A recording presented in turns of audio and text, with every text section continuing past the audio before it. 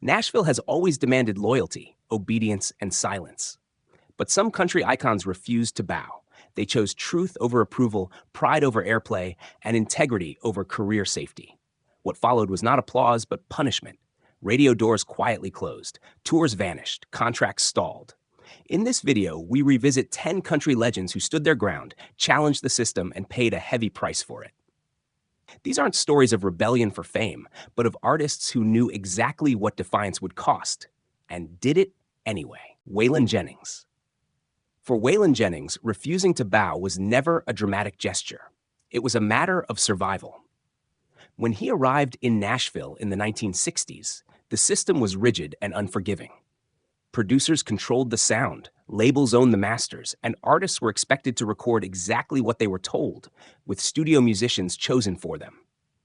Waylon quickly realized that if he followed those rules, he would disappear as just another voice in a crowded room. The breaking point came when his records began to sound nothing like the music he believed in. Jennings wanted his own band, his own producer, and control over how his songs were recorded. Nashville saw this as insubordination. At the time, no country artist was supposed to demand creative authority. When Waylon insisted, executives quietly labeled him difficult and ungrateful. Radio programmers became hesitant. Industry insiders warned him that pushing any further could end his career. Waylon did not back down. Instead, he forced the issue, demanding full creative control in his contracts. This decision reshaped country music, but it came at a cost. For years, he was treated as a problem rather than an asset. Some stations refused to play his records consistently. Industry events kept him at arm's length. While his audience grew, Nashville's gatekeepers made it clear that success would come without their blessing. The punishment was subtle, not public. There was no official blacklist, only closed doors and cold silence. Waylon watched other artists receive promotion and institutional support while he fought alone. The stress fed into his already dangerous lifestyle, deepening his dependence on drugs as the pressure mounted. The system did not break him, but it did isolate him. Eventually, the outlaw movement proved too powerful to ignore. Waylon became a star on his own terms, forcing Nashville to adapt rather than the other way around. Yet the damage was already done. He had learned that integrity in country music often comes with consequences. Waylon Jennings did not refuse to bow for attention or rebellion. He did it because bending would have meant losing himself. And Nashville made sure he paid for that choice long before it ever admitted he was right. Willie Nelson.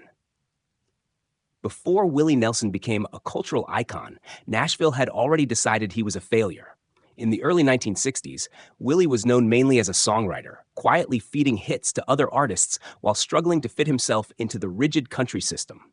His voice was considered unconventional, his phrasing too loose, and his songs too emotionally complex for radio formulas. Executives repeatedly told him the same thing: adjust, simplify, and sound more like everyone else. Willie tried. He recorded by the rules, followed producer instructions, and delivered polished versions of his songs. Nothing worked. Albums failed, promotion faded, and Nashville's patience ran out.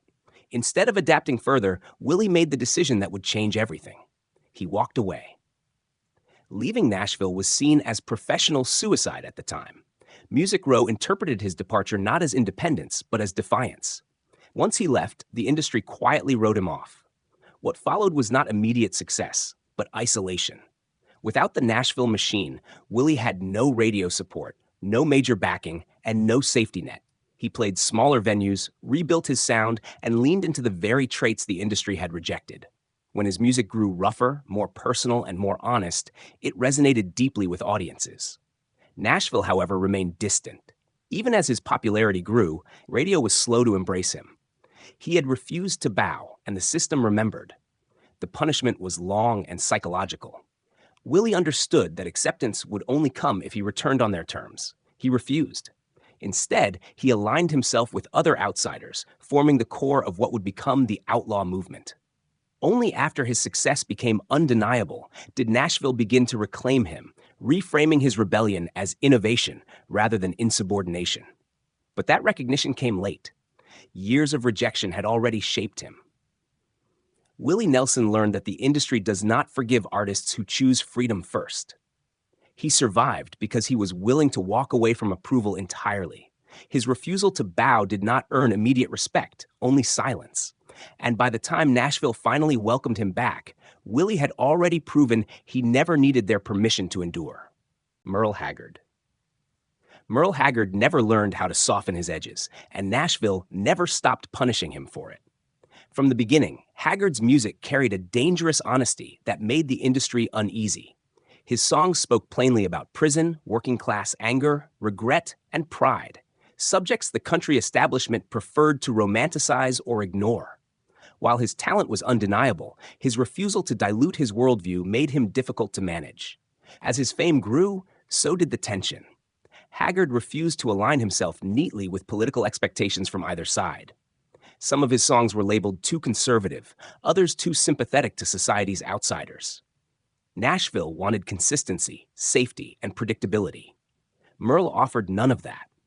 When he spoke publicly, he did not calculate how it would affect airplay or industry relationships. He said what he believed, even when it made people uncomfortable.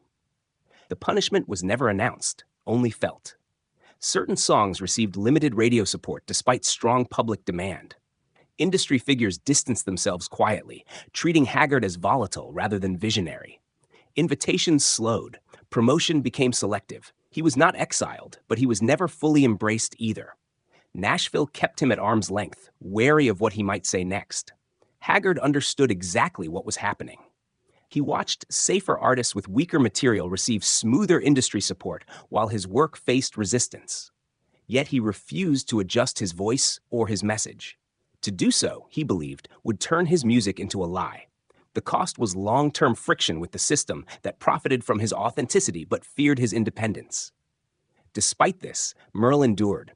His audience remained loyal, drawn to the truth in his songs rather than the polish of industry favorites. Nashville eventually accepted his legend, but never on equal footing. He was respected, but not protected. Merle Haggard's career stands as proof that refusing to bow does not always lead to exile, but it often guarantees permanent tension. He paid not by being erased, but by being forever treated as a problem the industry never quite knew how to solve. Johnny Cash. Johnny Cash never fit comfortably inside Nashville's idea of what a country star should be. From early on, his music leaned toward the margins of society: prisoners, addicts, the poor, and the forgotten. While the industry preferred clean narratives and safe personas, Cash insisted on giving a voice to people country music rarely wanted to acknowledge. That insistence quickly put him at odds with the system that promoted him. As his fame grew in the 1950s and early 1960s, Nashville expected discipline and obedience. Cash offered neither. His struggles with addiction made him unreliable in the eyes of labels and promoters, but what truly alarmed the industry was his refusal to play the role they designed for him. He challenged television executives, ignored image consultants, and openly criticized the shallow values he saw in the music business. Each act of defiance added to his reputation as uncontrollable. The real breaking point came when Cash aligned himself publicly with prisoners and social outcasts. Performing live at prisons was not seen as courageous at the time. It was seen as career sabotage. Executives worried about sponsors, radio backlash, and public perception. Some advised him to stop immediately. Cash refused. He believed that if country music claimed to represent real people, then it had no right to turn its back on them. The punishment followed quietly. Industry support weakened. Television appearances became less frequent. Radio programmers grew cautious. Cash felt the distance, but understood its cause. Nashville had not banned him outright. It had simply stopped protecting him. As his personal life unraveled, the industry watched from a safe distance, ready to benefit if he recovered, but unwilling to stand beside him while he struggled. For years, Cash existed in a limbo between legend and liability. He knew that full acceptance would require silence and conformity. He chose neither. When his late career revival finally arrived, it came not because Nashville forgave him, but because his integrity had outlasted the system's judgment. Johnny Cash refused to bow because doing so would have meant betraying the people his music was written for. The punishment was isolation, withdrawal of support, and years of professional uncertainty. Yet in the end, it was the industry, not Cash, that was forced to explain itself. His defiance did not protect him, but it preserved something far more valuable, his truth. Kris Kristofferson. Kris Kristofferson was never meant to fit neatly into Nashville's machinery. From the start, he was an intellectual outsider in an industry that preferred simple stories and controllable voices. A Rhodes Scholar, former Army officer, and poet at heart, Kristofferson wrote songs that were raw, philosophical, and emotionally unsettling. Nashville wanted hooks and polish. Kris delivered vulnerability, doubt, and moral conflict. His songwriting success came quickly, but it also created tension. While other artists turned his songs into hits, executives questioned whether Kris himself could be marketed safely. His lyrics were too honest, his delivery too unrefined, and his worldview too complicated for radio formulas. When he refused to simplify his writing or soften his themes, Nashville quietly categorized him as difficult to sell. Kristofferson made the situation worse by refusing to play the industry's social game. He did not flatter executives, avoided traditional promotion, and openly questioned the values of the business around him. At a time when artists were expected to be grateful and obedient, Kris carried himself with quiet defiance. He believed songs should tell the truth, not protect corporate interests. That belief made him respected among musicians and deeply uncomfortable for gatekeepers. The punishment was subtle but persistent. His solo career never received the same institutional push given to safer artists. Radio support was inconsistent. Albums were praised critically but promoted cautiously. Nashville kept him close enough to profit from his writing, but far enough to avoid fully endorsing him as a leading figure. He was useful, but never embraced. Kristofferson understood the cost. He watched others rise faster by compromising less meaningful parts of themselves. He chose not to follow. Instead, he leaned further into honesty, even when it meant commercial uncertainty. His career drifted between music and film, not because of a lack of talent, but because Nashville never quite knew what to do with someone who refused to become predictable. In the long run, Kris Kristofferson earned respect rather than dominance. He became a songwriter's songwriter, an artist admired more than promoted. His refusal to bow did not destroy him, but it limited him. Nashville punished him not with exile, but with restraint, by keeping him just outside the circle of full support. And Kristofferson accepted that price, believing that truth in art was worth more than approval from a system built on compromise. Steve Earle.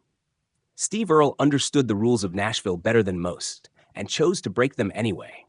From the moment he emerged in the mid-1980s, Earle was positioned as a future star. He had the voice, the songwriting skill, and the outlaw credibility the industry loved to market. But unlike many before him, Steve refused to separate his music from his convictions.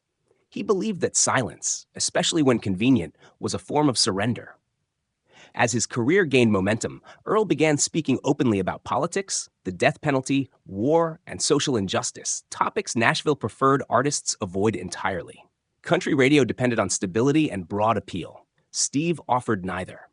When he released songs that challenged conservative narratives or humanized criminals, industry executives grew nervous. They warned him privately that he was damaging his own career. Earle listened, then continued anyway. The punishment came quickly and decisively. Radio stations stopped playing his music, sometimes without explanation. Promotion budgets were quietly cut. Tour opportunities shrank. Steve watched peers with safer opinions receive full industry support while his records were treated as liabilities. Unlike others, he did not pretend not to notice. He publicly acknowledged that Nashville was freezing him out and refused to apologize for it. What made Earle especially threatening to the system was his awareness. He articulated the mechanics of punishment clearly, how radio enforced conformity, how dissent was managed through silence rather than confrontation. This transparency made him even more dangerous. Nashville was accustomed to artists breaking under pressure. Steve did not break. He doubled down. The isolation took a toll. Financial instability followed. Personal struggles intensified. Yet even at his lowest points, Earle refused to rebrand himself into something more acceptable. He believed that country music had lost its moral spine, and he was unwilling to fake loyalty to an industry that demanded obedience over honesty. Years later, critics would praise his integrity and influence, but that recognition did not undo the damage.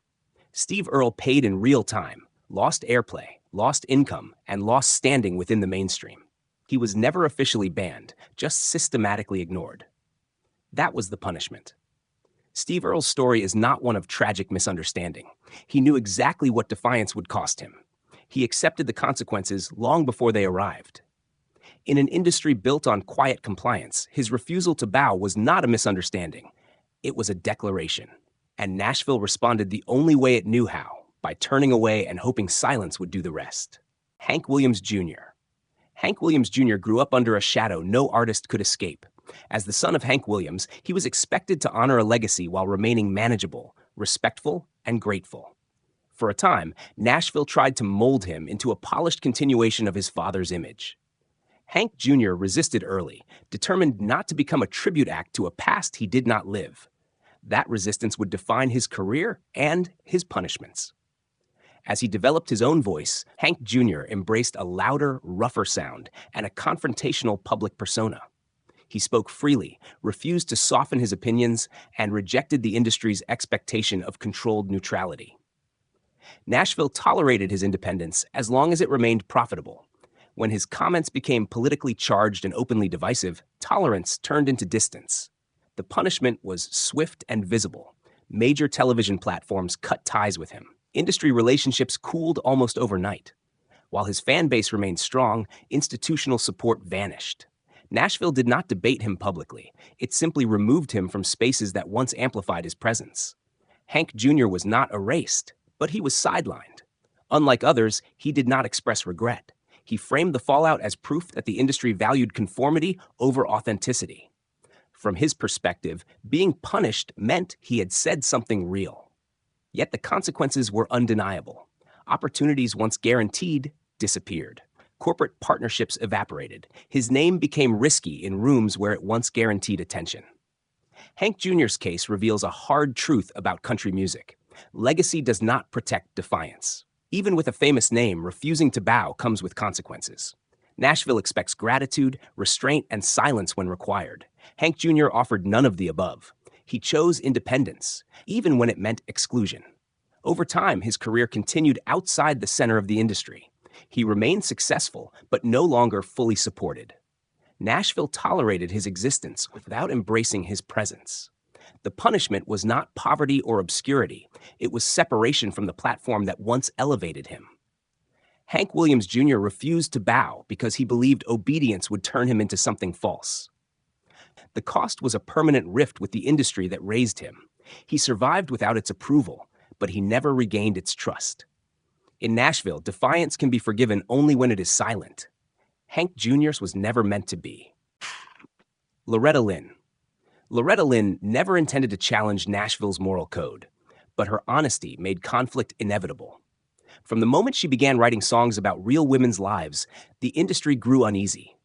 Country music often claimed to represent ordinary people, yet it drew strict lines around what women were allowed to say. Loretta crossed those lines repeatedly, not out of rebellion, but because she refused to lie. Her songs addressed subjects Nashville considered dangerous: birth control, infidelity, marital resentment, and female desire. These were not metaphors or softened narratives. Loretta wrote plainly, from lived experience, and refused to apologize for it. Executives warned her that such themes would damage her career. Radio stations expressed concern. Some outright refused to play certain records. Loretta listened, then released the songs anyway. The punishment arrived quickly. Multiple tracks were banned from radio rotation, sometimes without explanation beyond listener sensitivity. Program directors quietly labeled her controversial.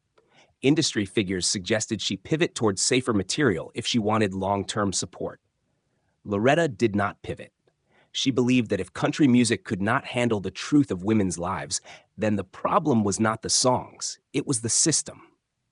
What made her refusal especially threatening was its calm certainty.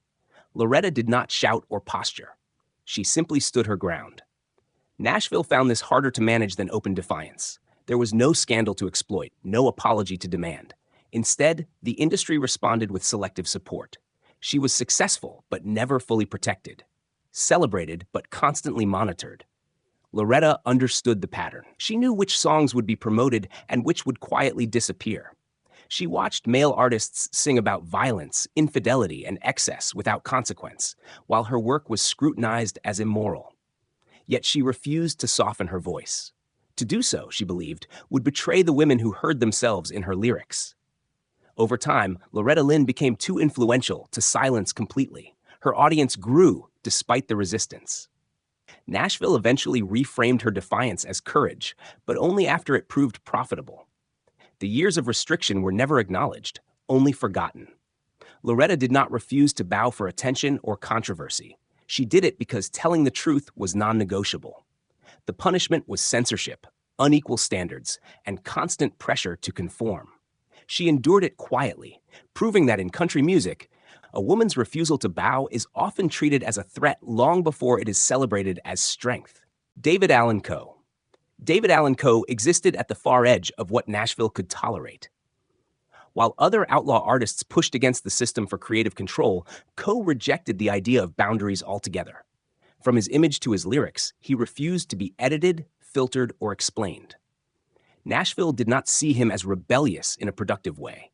It saw him as uncontrollable. Coe's early success placed him near the outlaw movement, but he never fit comfortably within it.